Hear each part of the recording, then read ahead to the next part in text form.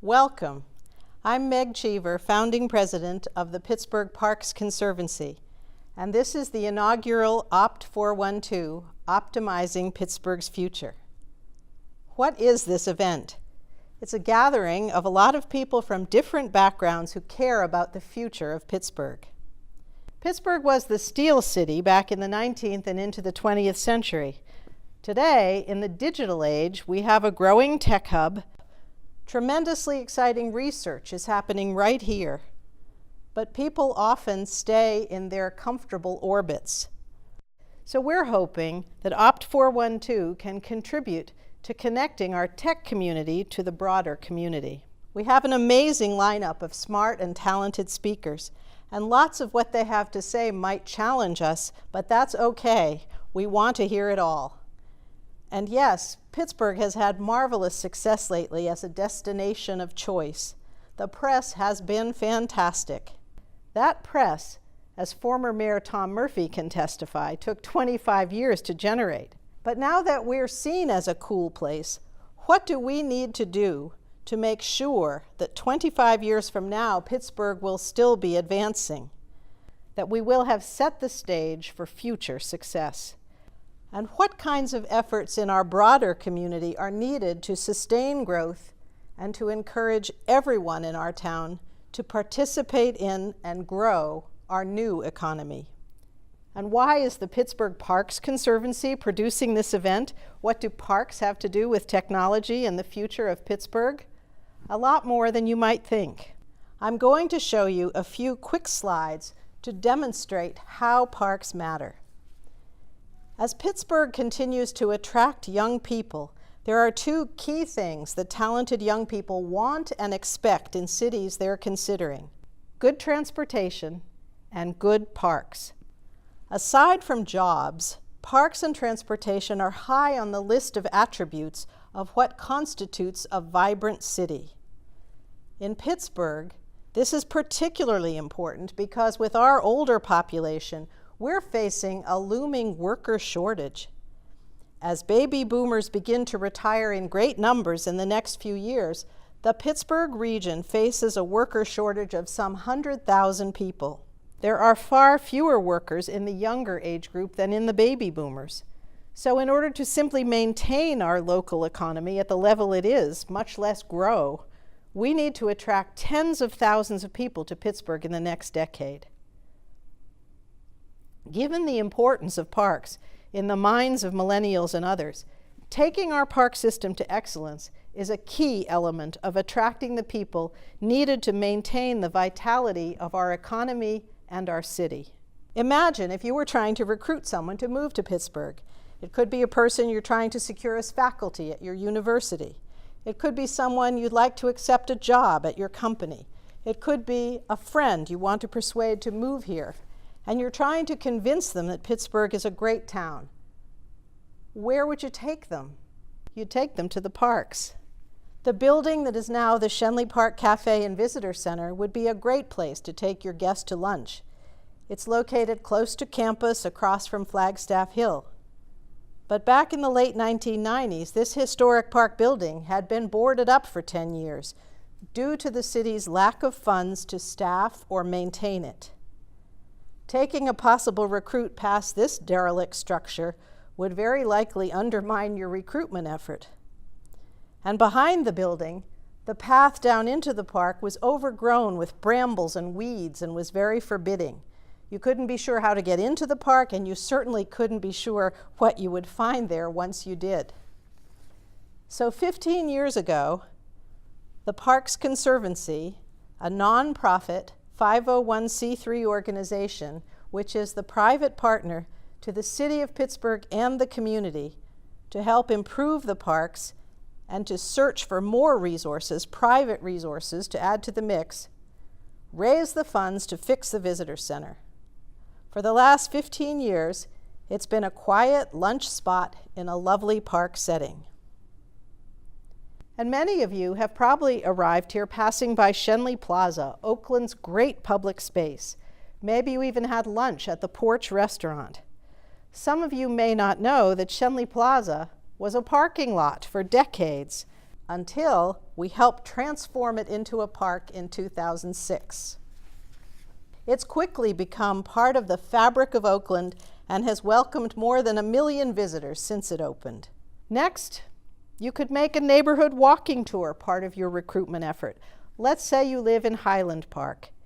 You could show your guest your house and then walk over to the park's entry garden and reflecting pool, which has become a gathering spot for the neighborhood, and some would say even stabilize the neighborhood. The garden looked like this until our public-private partnership restored it to life. These pictures let you see why parks matter. Excellent parks are selling points for a city. In our 20 years of operation, the Pittsburgh Parks Conservancy has raised $92 million and completed 14 major capital projects in partnership with the city and the community.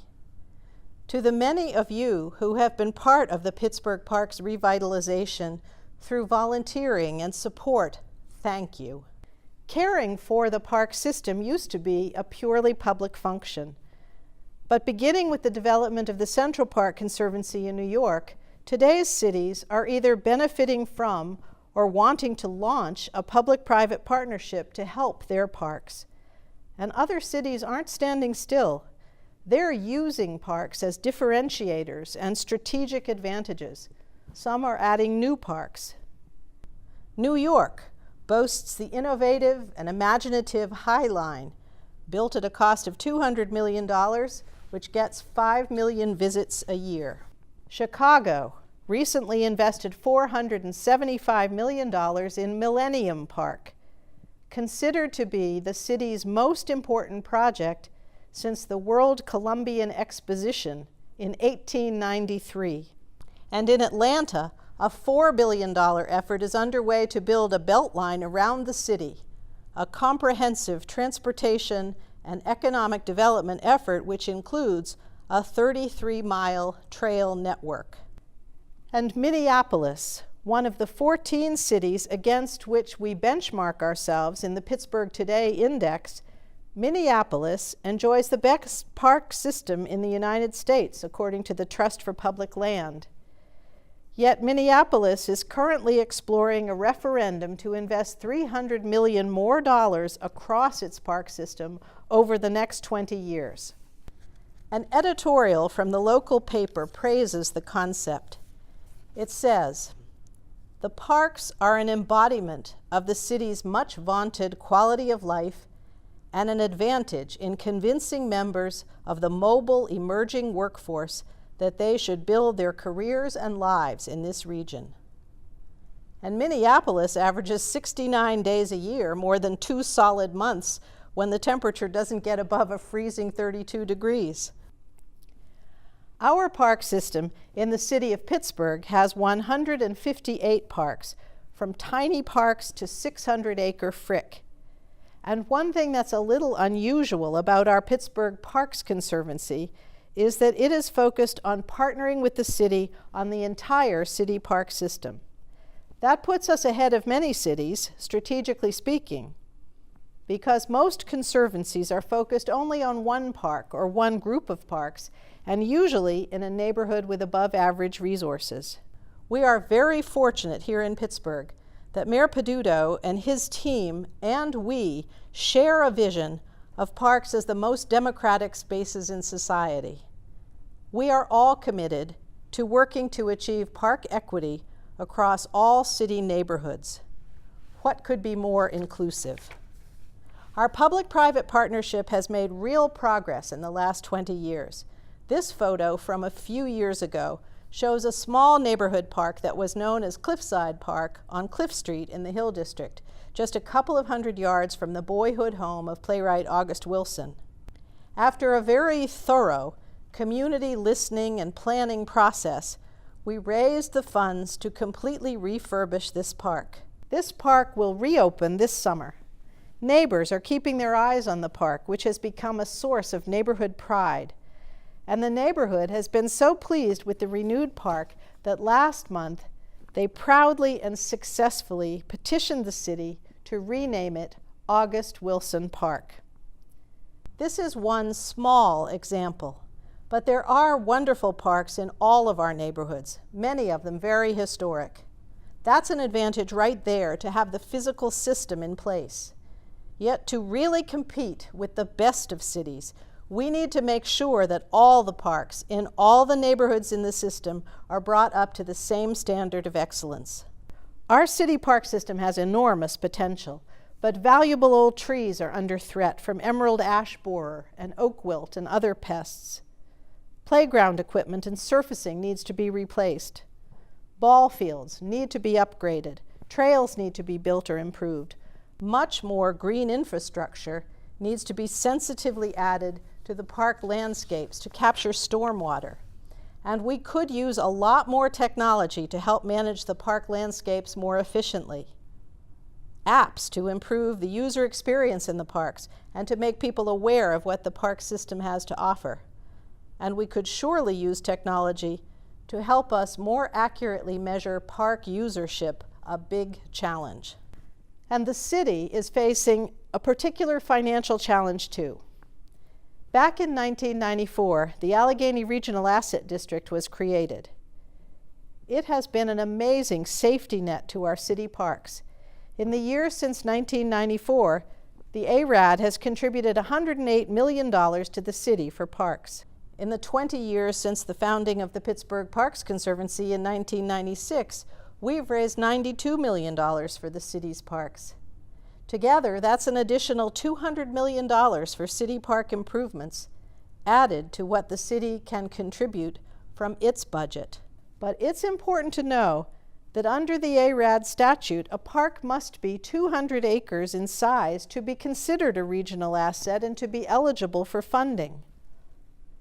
Perhaps it's the law of unintended consequences at work, but because of this size requirement, the only city parks eligible for ARAD funding are Schenley, Frick, Highland, Riverview, and Emerald View parks. That's 5 parks, leaving 153 parks, which are to be supported only by the city budget and whatever can be privately raised.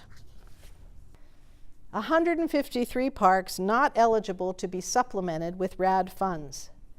So, parks such as Allegheny Commons, which includes a regional asset, the National Aviary within its border, is not considered a regional asset.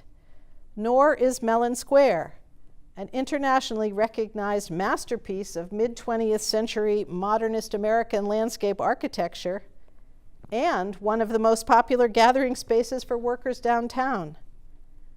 Nor is Arsenal Park in Lawrenceville, the site of the single worst civilian disaster of the American Civil War. But now let's talk about parks and STEM education for a minute. From around the region, we hear that STEM education, science, technology, engineering, and math, is extremely important to prepare students for the jobs of the future that we need to fill. Well, the parks can help advance STEM education too. The Environmental Center in Frick Park burned back in 2002. This summer, we'll be cutting the ribbon on the new $19 million Frick Environmental Center, which has been designed to meet both the rigorous LEED Platinum and Living Building Challenge standards.